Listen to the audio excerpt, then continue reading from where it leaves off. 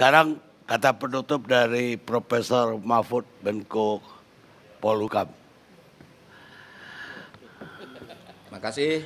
Assalamualaikum warahmatullahi wabarakatuh. Waalaikumsalam. Bang Karni Ilyas dan para narasumber serta para pemirsa di seluruh Indonesia atau dimanapun berada. Topik ILC malam ini adalah agama musuh besar Pancasila dalam kalimat tanya. Maka jawabannya Pancasila itu tidak bermusuhan dengan agama. Agama bukan musuh besar Pancasila karena nilai-nilai Pancasila itu bersumber juga dari nilai-nilai keagamaan yang kemudian dikristalisasikan menjadi ideologi, sehingga nilai-nilai agama itu masuk di dalam Pancasila.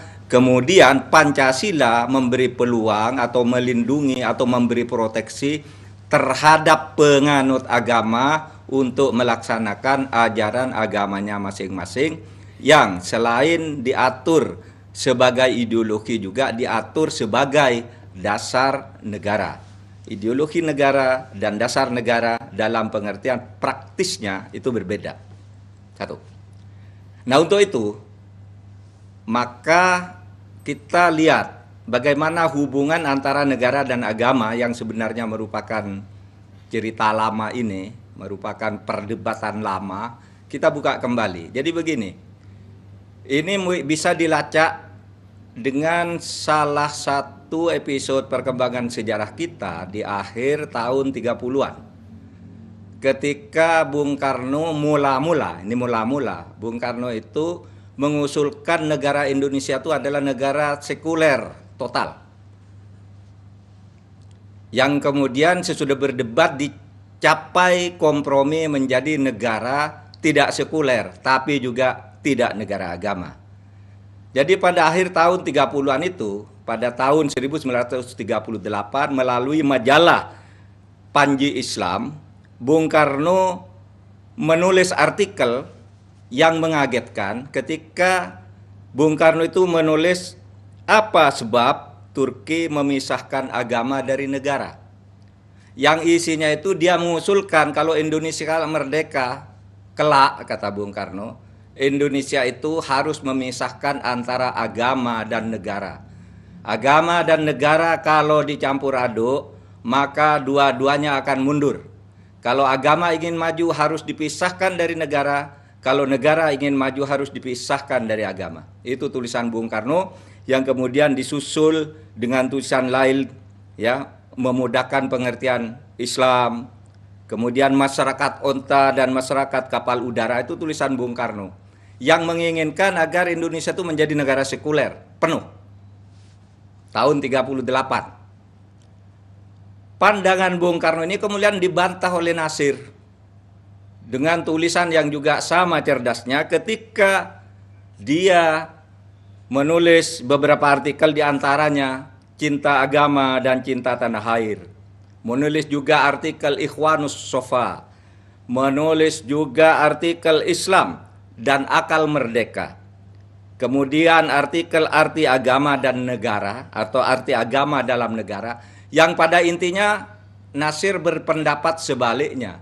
Justru negara kalau ingin maju dan demokratis karena mayoritas penduduk Islam dan Islam itu mengatur semua segi kehidupan secara kafah, maka negara ini harus menjadi negara Islam, kata Nasir.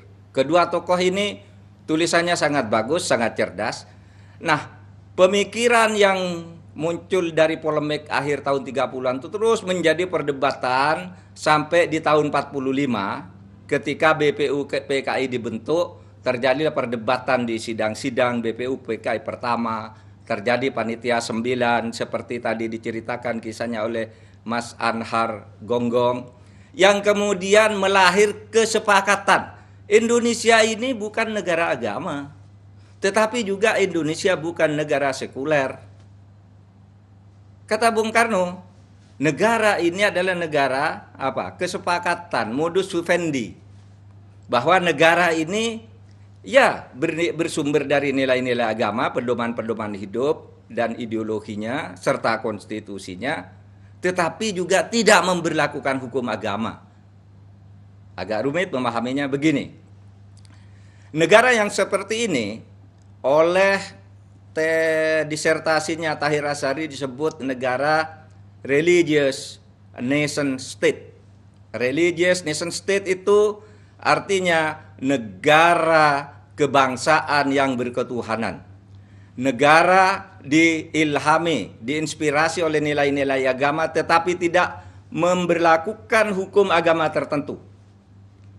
Tetapi negara melindungi penduduk dan rakyat yang ingin melaksanakan ajaran agamanya masing-masing. Itulah religious nation state.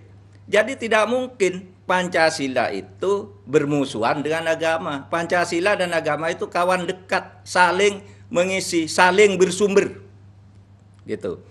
Nah, di dalam teorinya Friedrich, ketika dia menulis buku tentang administration in prismatic society, dia mengatakan, yang kemudian dikutip oleh disertasinya Nur Hasan Ismail ketika menulis tentang hukum agraria, itu dikatakan begini, negara Indonesia itu adalah negara prismatik, yaitu titik tengah antara dua konsep yang semula bertentangan, diambil nilai-nilainya yang bagus ketemu di tengah, berprisma di tengah lalu memancar. Itulah Pancasila.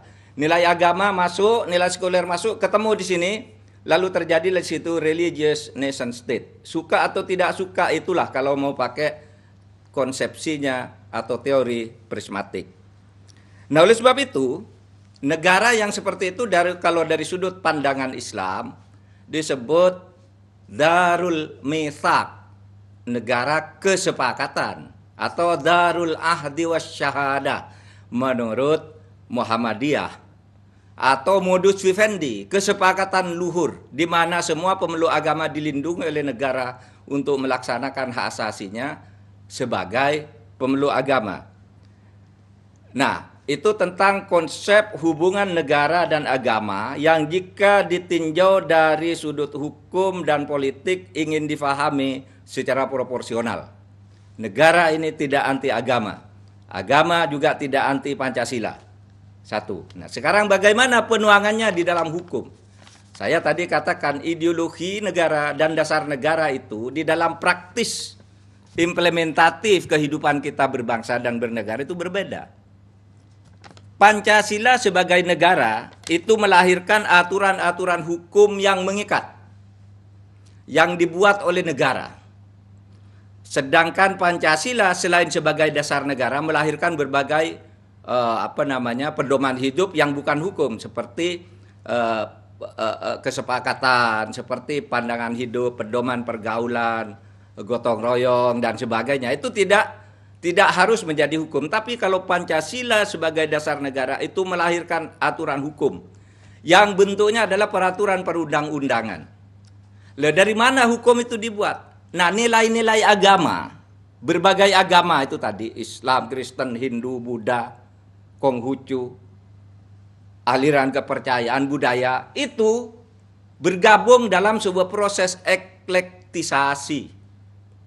Nilai agama, Hindu apa, ini apa, bergabung, digodok itu dalam proses eklektik, lalu keluarlah hukum nasional. Namanya hukum Pancasila. Konsep hukum Pancasila itulah lahir dari ya Islam, ya Hindu, ya Kristen bertemu di DPR, di situ menggodok sebuah hukum yang disepakati bersama, sehingga kemudian hukum yang berlaku itu adalah produk dari nilai-nilai agama yang berbagai macamnya itu bersama budaya adat dirapatkan, dimusyawarahkan, diproses legislasi, kemudian lahir hukum nasional. Sehingga kemudian bentuk hukum yang berlaku itu lalu ada dua, Bang Karni. Satu, hukum publik. Itu adalah hukum yang berlaku sama bagi semua warga negara, agama apapun, suku apapun, ya, daerah manapun. Itu sama hukumnya, hukum publik. Misalnya hukum tata negara. Yang berlaku itu hukum tata negara kita. Hukum lingkungan, ya hukum lingkungan kita. Bukan hukum lingkungan Islam, hukum lingkungan Kristen, hukum tata negara Kristen. Bukan, ini hukum tata negara Indonesia. Hukum tata negara berdasar Pancasila itu lahir dari proses eklektik, semua agama masuk di situ. Hukum pidana masuk di situ. Suka atau tidak suka, hukum pidana kita itu adalah hukum publik yang berlaku hukum nasional, disetujui melalui proses eklektisasi. Eklektisasi itu ngadon, mencampur. Misalnya Anda membuat donat, ada tepungnya, ada gulanya, ada airnya, ada mericanya, diadon, lalu jadilah donat sebagai produk. Itulah produk hukum nasional. Sebagai produk eklektisasi dari negara Pancasila yang dengan agama itu sama sekali tidak bermusuhan. Sama sekali tidak bermusuhan. Nah, adapun hukum perdata, saya tadi katakan hukum negara itu tidak memberlakukan hukum agama di dalam hukum publik. Tapi hukum perdata itu berlaku dengan sendirinya selama pemeluknya mau. Oleh sebab itu, orang mau naik haji, ya naik haji aja. Itu tidak dilarang oleh negara, malah dilindungi kalau Anda mau naik haji. Tapi negara tidak boleh mewajibkan orang naik haji, karena orang naik haji itu adalah hukum agama. Tapi kalau orang mau naik haji, mau umroh, negara wajib melindungi dia sebagai warga negara. Orang mau sholat di masjid harus dilindungi keamanannya. Orang mau sholat di gereja harus dilindungi keamanannya. Tetapi orang tidak wajib ke gereja. Orang tidak wajib ke masjid. Cuma kalau orang mau, negara wajib melindungi. Itulah implementasi hukum, penuangan hukum secara proses eklektik di dalam tata hukum kita. Sehingga sebenarnya kita tidak perlu ribut-ribut. Satu, agama itu tidak bertentangan dengan negara. Yang kedua, hukum kita yang sifatnya personal, peribadatan, itu berlaku tanpa harus dijadikan perda. Tanpa harus dijadikan undang-undang. Itu berlaku dengan sendirinya. Coba. Anda mau beribadah, tidak perlu undang-undang, beribadah aja. Mau ke majelis taklim aja, tidak usah pakai undang-undang segala. Itu boleh di dalam negara. Nah, oleh sebab itu maka saya ingin menyingkat presentasi saya ini, pendapat saya ini, dengan sekali lagi masuk kepada simpulan. Hubungan antara negara dan agama di Indonesia dipandang dari optik hukum dan optik politik, bahwa negara tidak memberlakukan hukum agama, tetapi negara memproteksi pemeluk agama untuk melaksanakan ajarannya, di mana hukum publiknya diatur secara sama berdasar proses ijtihad yang eklektik, hukum privatnya berlaku masing-masing tanpa saling mengganggu dan penuh toleransi. Assalamualaikum warahmatullahi wabarakatuh. Waalaikumsalam warahmatullahi wabarakatuh. Pemirsa, akhirnya berakhir juga diskusi yang cukup panjang dan cukup panas. Saya mohon maaf kalau tadi ada adegan yang tidak patut ada dalam diskusi kita malam ini. Dan semoga bermanfaat. Kami diskusikan, Anda yang menyimpulkan. Kita ketemu di ALC yang akan datang.